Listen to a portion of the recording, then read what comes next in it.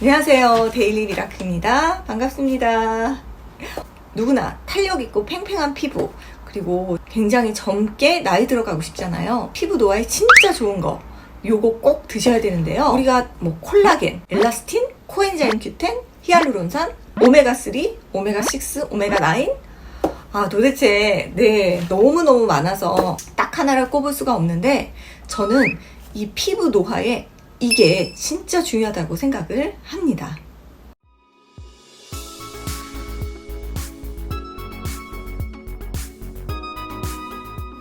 바로 단백질입니다. 노화가 진행될수록 이 단백질이 중요한 이유가 노쇠화를 방지해주고 근감소증, 즉 근력을 유지시켜주고, 그리고 노인성 난청도 막아준다고 합니다. 우리가 단백질을 섭취하지 않으면요, 기력이 저하되는 건 물론이고 피부 탄력이 굉장히 처지게 됩니다. 우리가 흔히 피부에 너무 좋기로 알고 있는 이 콜라겐도 단백질의 일종이에요. 그래서 우리의 뼈, 근력, 기력, 탄력, 우울증 등 노쇠화가 되는 증상에 복합적으로 작용을 하는 가장 중요한 영양분이라고 합니다. 피부라는 게 우리의 컨디션이라든지 젊음을 나타내주는 표현 수단이라고 저는 생각을 해요. 즉, 주름 여부를 떠나서 피부가 굉장히 맑고 건강하신 분들은 이 속도 건강하고 젊게 사시고 있다고 생각을 합니다. 또한 근육의 20%를 차지하는 이 단백질이 충분하게 섭취가 되지 못하면은요, 얼굴 탄력뿐 아니라 이 몸이 전체적으로 탄력이 떨어지고, 그리고 쭈글쭈글해지겠죠. 우리가 더 젊어지고 이 피부가 좋아지기 위해서 어떻게 하면 이 단백질을 잘 섭취할 수 있고 나한테 맞는 단백질이 무엇인지 한번 알아보도록 할게요.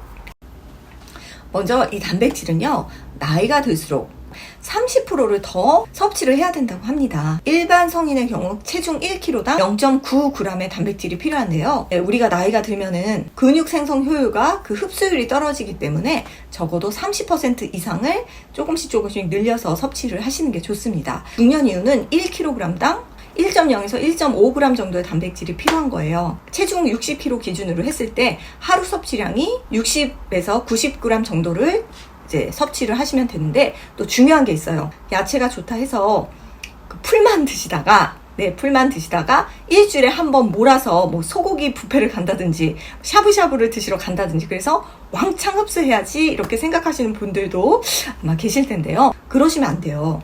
근육 성장을 위해서 쓰는 단백질의 양은 한계가 있어요. 즉, 많이 먹는다고 해서 그 단백질을 많이 쓰는 게 아니에요. 일정 양만 매 끼마다 손쉽게 구할 수 있는 재료들을 골고루 이렇게 조금씩 드시는 게 이 근력을, 나이가 들어도 근력을 지키고 내 피부를 조금 더 탱탱하게 유지할 수 있는 사소하지만 중요한 팁이라고 합니다. 그리고 나이가 진짜, 이거는 한 60대 이후 분들에 대한 말씀인데요.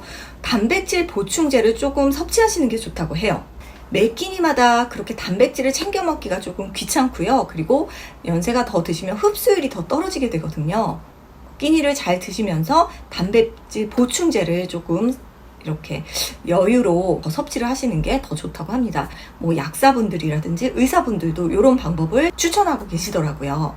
다양한 영양소가 조금씩 들어가 있는 단백질 보충제라든지, 아니면 요새는 다이어트 제품 중에서도 질 좋은 단백질로 만들어져 있는 그런 단백질 제품들도 많이 있으니까 그런 거를 좀 활용하시면 좋을 것 같습니다.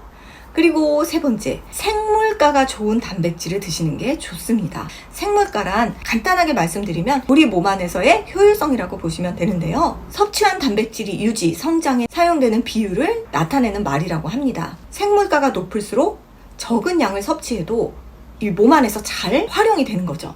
같은 단백질이 든 식품이라도 생물가가 높은 식품을 드셔야지만 이 또 우리 신장에 부담이 적게 되는 거예요. 대표적으로 생물가가 높은 그 식품들로는요, 달걀, 우유, 소고기, 치즈, 대두 등등 그런 음식들이 있습니다.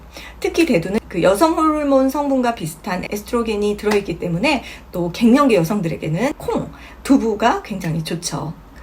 그리고 이 단백질을 어떻게 조리하느냐에 따라서 또 우리 흡수율이 달라지는데요. 콩을 조리할 때는요, 소금물에 담갔다가 삶으면은요, 단백질의 구성 성분인 아미노산, 이 아미노산의 이용률이 높다고 하고요. 육류는요, 소금이나 식초, 설탕, 꿀 이런 것들을 살짝 가미하면은 그 육질이 연해져서 소화 흡수에 도움이 된다고 합니다.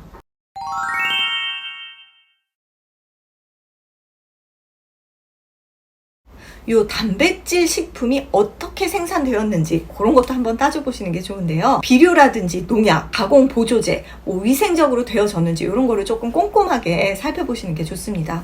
저는 잘 이용하는 매장이 한살림 매장이랑 오아시스라는 인터넷 매장도 있어요. 마켓컬리 이런 거 되게 이제 많이 유명하잖아요. 근데 이런 데서 저도 이제 종종 사다 먹는데 아이가 컸기 때문에 유기농만을 고집하지는 않아요. 그런데 이제 연세가 드신 분들, 어린아이가 있으신 분들은 이런 것들 또 조금 챙겨서 활용하시면 좋을 것 같습니다. 그런데 이렇게 좋은 단백질도 주의해야 될 사항이 있습니다.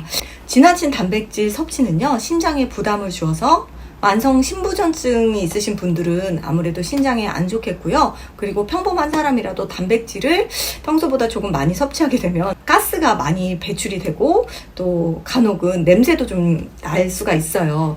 유산균제를 꼭꼭 섭취하셔서 건강한 장 밸런스를 유지시켜 주시고요. 그리고 이 단백질과 함께 야채도 같이 드셔주는 게 장 건강에도 좋고 우리 몸의 균형을 맞추는 데 좋습니다. 단백질 섭취에 대한 아주 그냥 포괄적인 내용을 한번 여러분들과 공유를 했는데 어떠셨는지 모르겠습니다. 나이가 들어도 근력이 짱짱하고 또 이 피부도 짱짱해야지 젊어 보이고 건강한 거잖아요. 네, 오늘부터 조금 더 단백질에 신경 쓰는 그런 식습관 가졌으면 좋겠습니다. 단백질을 이용해서 피부에 그냥 단백질 폭탄을 주는 팩도 한번 올려보도록 할게요. 그것도 기다려 주시고요. 오늘 하루도 행복하시고요. 그럼 저는 다음 시간에 여러분들 또 찾아뵐게요. 참, 구독, 좋아요 잊지 마시고요. 그리고 인스타 팔로잉 해서 서로 사는 모습도 같이 공유했으면 좋겠습니다. 안녕.